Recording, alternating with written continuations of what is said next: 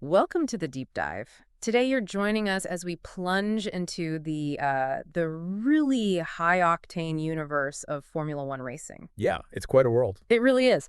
What is it about this global championship that just grabs the attention of so many people? Okay, let's try and unpack this. Well, fundamentally, Formula One it's the absolute peak of motorsport, no question. The peak. Okay. Yeah, it's a worldwide series. You've got these incredibly advanced open-wheel, single-seater cars. Right. The ones where you can see the wheels. Exactly. And they compete according to this really specific set of technical and sporting regulations. That's the formula part. Got it. And the one, well, that just signifies it's the top rung, the best of the best. It wasn't always this tightly controlled, though, was it? You hear stories from the early days. They sound a little, well, chaotic. Oh, absolutely. Early motor races were often quite unregulated, very few limits on car design, engine power, that kind of thing. So a bit of a free-for-all. You can say that. Yeah. Event performance could be wildly uneven between cars. And more importantly, safety was a huge concern back then, a really big concern. Yeah, you can imagine. So after World War II, the FIA, that's the Fédération Internationale de l'Automobile, they stepped in to bring some order. Oh. They introduced rules, standardizing things like car size, engine capacity, Yeah.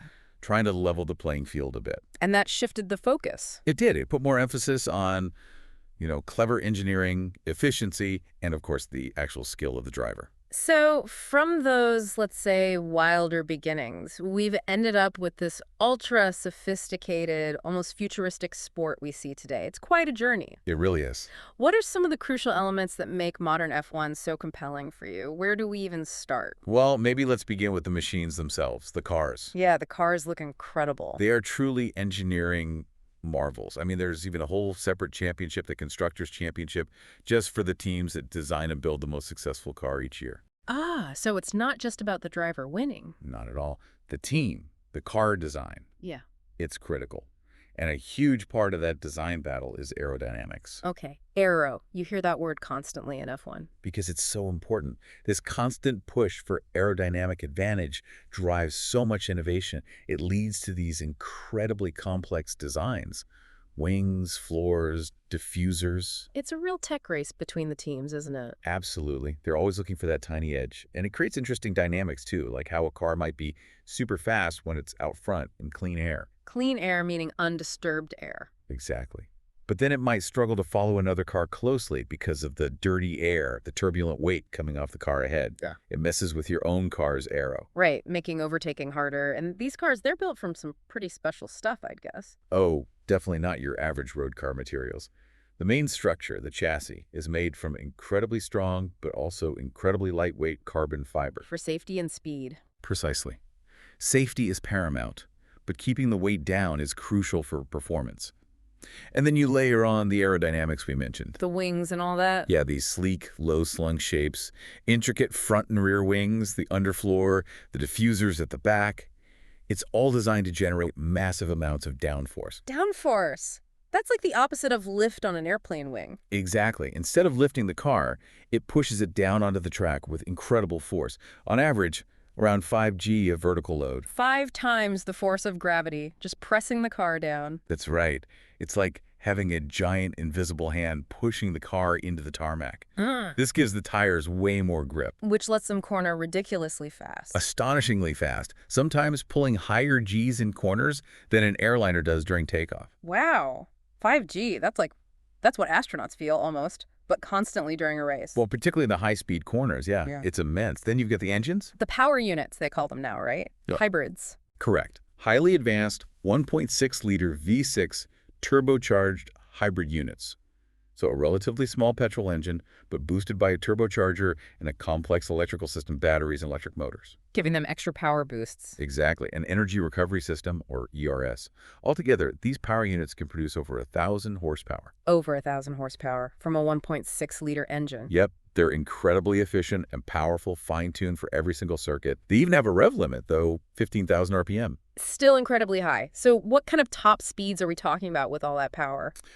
Top speeds can get up towards, say, 375 kilometers per hour on the fastest tracks. That's mind-bendingly fast. It is. I think Juan Pablo Montoya officially hit 372.6 kilometers Yeah. back in 2005 at Monza in Italy. That's the record. And despite all this power, all this downforce tech, the cars are kept pretty light. Yeah, there's a minimum weight limit. It's currently 746 kilograms, but that's without the driver and without fuel. So remarkably light for what they can do. Astonishing. Okay, what about the tires? They always seem like such a huge factor in how a race plays out, strategy, degradation. Tires are absolutely fundamental. Pirelli is the sole supplier at the moment. You're right. And their tires are specifically designed not to last the whole race distance. They have a limited lifespan, maybe 60 to 120 kilometers, depending on the compound and the track. Which forces the pit stops. Exactly. Yeah. Pit stops for changing tires are a mandatory part of the strategy. Pirelli offers a range of compounds, too, from C1, which is the hardest and most durable. To C5, the softest and fastest, but wears out quicker. Precisely. Choosing the right tire at the right time is key. And there was a big change recently, wasn't there, in 2022? Oh yeah, the wheel size? They went from the traditional 13-inch wheels up to 18-inch wheels. Part of the idea was to make the cars less sensitive to that dirty air we talked about, trying to promote closer racing. Okay, so the cars are just incredible feats of engineering. Hmm. But it takes a pretty special kind of person to actually drive these things at the limit, doesn't it? Without a doubt. Formula One drivers are elite athletes. Truly elite. Exceptional stamina, incredibly quick reflexes. You have to be. The physical demands must be immense. They really are. Drivers can lose several kilograms of body weight during a single race. Just through sweat and exertion. Yeah, due to the intense physical effort on the pedals, the steering, the extreme concentration required, and constantly fighting those G-forces we mentioned. What kind of Gs are we talking, like under braking or accelerating? You can experience maybe 2G under acceleration, but braking can be 5G or even more. And cornering forces, as we said, can peak around 5G, sometimes even touching 6G in very high-speed corners. 6 times their own body weight, pushing them sideways. Exactly. Imagine trying to hold your head up against that force corner after corner. Yeah, you can see why they focus so much on physical conditioning, especially their neck strength. You see those drivers with massive necks. Precisely. They follow incredibly rigorous training programs. Building neck muscle strength is a huge priority, just to withstand those extreme lateral forces without fatigue or injury. And the mental side must be just as demanding. Intense focus needed. Oh, absolutely. The level of concentration required, lap after lap, making split-second decisions at 300-kilometer otter, it's immense. Some drivers talk about experiencing a kind of time dilation, where things seem to slow down for them under pressure. Like being in the zone. Sorta, yeah. And mental preparation, using techniques like imagery, has become much more formalized now compared to, say, the older days. But yeah, focus under pressure is absolutely key. Okay, so we have these unbelievably advanced cars driven by these supremely fit, mentally tough individuals. How does the actual competition work over a race weekend? It's not just turn up and race on Sunday, is it? Definitely not. Formula One involves teams, not just drivers. Each team employs a large number of engineers, mechanics, strategists, support staff. Hundreds of people sometimes. And that Constructors' Championship we mentioned rewards the whole team effort. Exactly. The entire team's performance contributes. A typical race weekend follows a pretty set structure. It usually starts on Friday with practice sessions. Practice 1 and practice 2. Right. Then another practice session, usually on Saturday morning. These are crucial for the drivers to learn the nuances of the track, for the engineers to work on the car's setup, suspension, wing levels, that sort of thing, and to evaluate how the different tire compounds are behaving on that specific circuit. Getting a feel for tire wear and performance? Yeah, gathering data. Then comes qualifying on Saturday afternoon. That always feels like a really high-pressure part of the weekend. It really does. The shootout for grid positions. It is. Qualifying determines the starting order for Sunday's race, and it's usually split into 3 knockout stages, Q1, Q2, and Q3. Where the slowest cars get eliminated in each stage. Correct. Drivers push their cars to the absolute limit on low fuel, trying to set the fastest possible lap time. Getting pole position starting right at the front of the grid is often seen as a significant advantage, especially on tracks where overtaking is difficult. And then Sunday is race day, the main event. What's the ultimate goal there? Seems obvious, but... Well, the primary objective is simple. Be the first car across the finish line after completing the set number of laps. Or if the race time limit is reached. Or if the 2-hour time limit is hit, yes. But achieving that is anything but simple.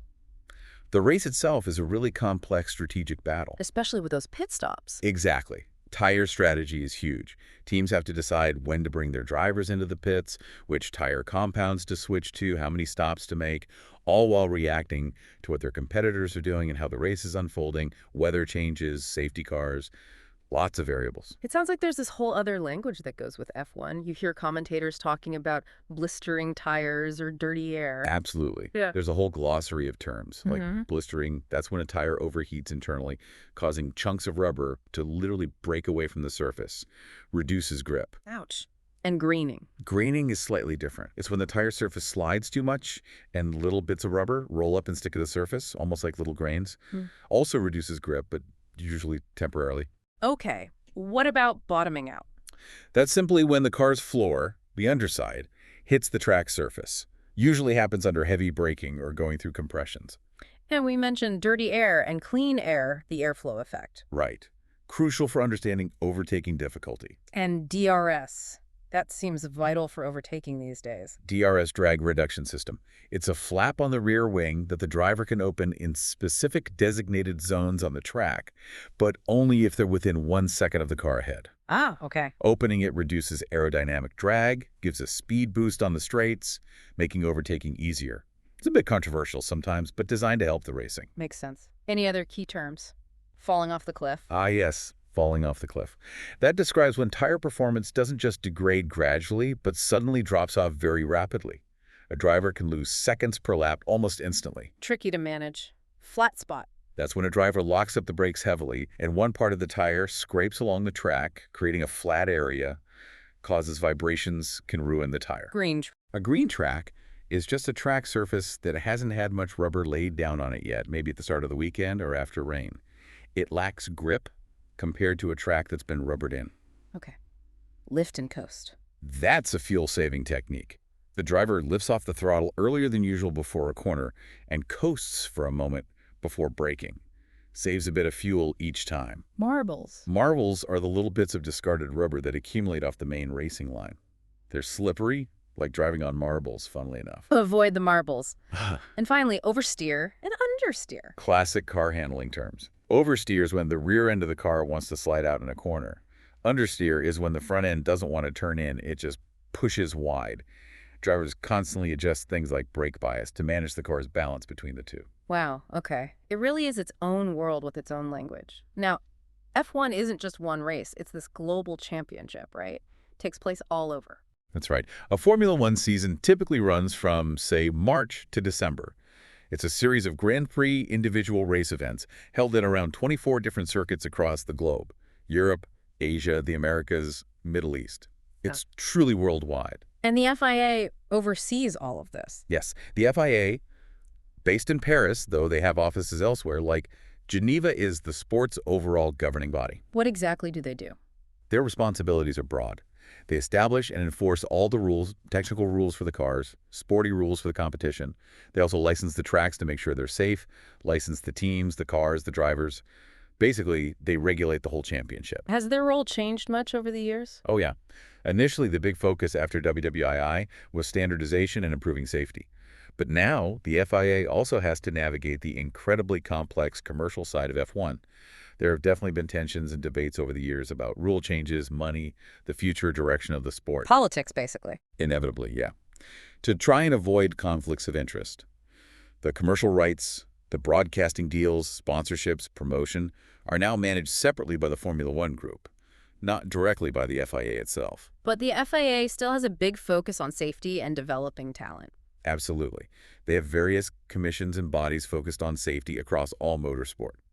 The FIA Institute for Motorsport Safety, which later became the Global Institute for Motorsport Safety, did a lot of research and development. Think crash tests, circuit safety improvement. Things like the Halo device. Exactly. The Halo cockpit protection system was a major FIA safety initiative.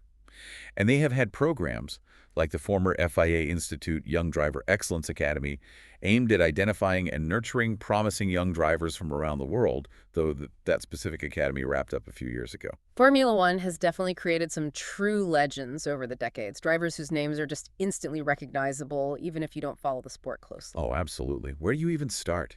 Ayrton Senna. A true icon. 3 world championships, incredible raw speed and passion, especially dominant at Monaco.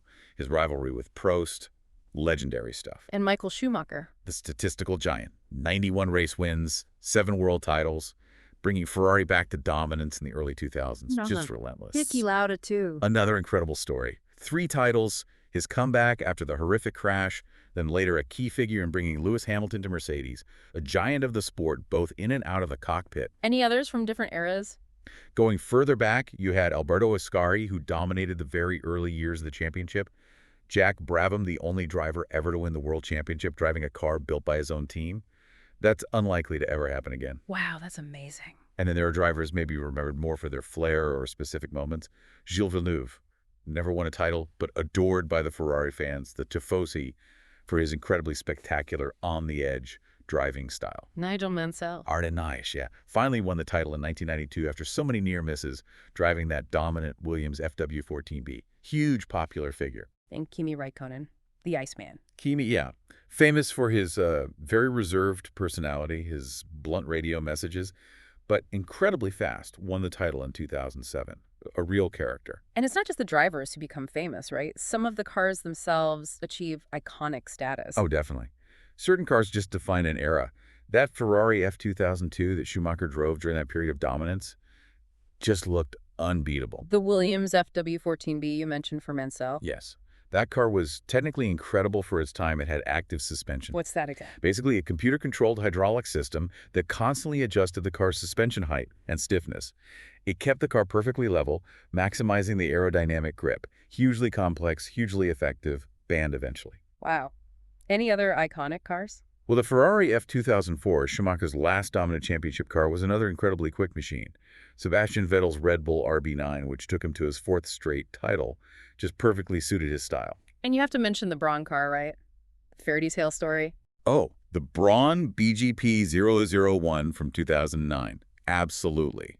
Came from the ashes of the Honda team leaving F1, found this clever aerodynamic loophole with the double diffuser. Double diffuser. A specific interpretation of the rules around the rear floor and diffuser that gave them a big downforce advantage early in the season. They came out of nowhere and won both the Drivers' and Constructors' Championships in their only year of existence.